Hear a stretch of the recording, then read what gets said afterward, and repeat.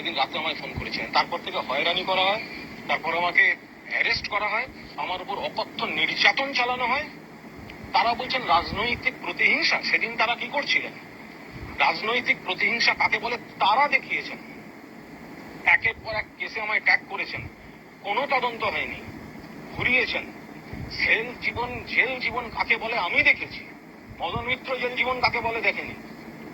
শীতকালে দুটো কম্বল পেতে লালবাজারের সেন্ট্রাল লকআপে 31শে জানুয়ারি রাত আমি কাটিয়েছি। প্রেসিডেন্সি জেল থেকে টোটাল 9খানা জেল আমি দেখেছি। সেদিনকে প্রতিহিংসার কথা মাথায় ছিল না। আমি একজন সিটিং এমপি আজ পর্যন্ত। আমার এমপি রেকমেন্ডেশন, এমপি ল্যাড স্কিমে নোডাল এজেন্সি ক্যালকাটা কর্পোরেশন আটকে রেখেছে। DG MP LAD D Ghosh রোজ বলছেন ওপর থেকে নির্দেশ আপনারটা না ছাড়ায়। এটা রাজনৈতিক প্রতিহিংসা নয়? কারা বলছেন রাজনৈতিক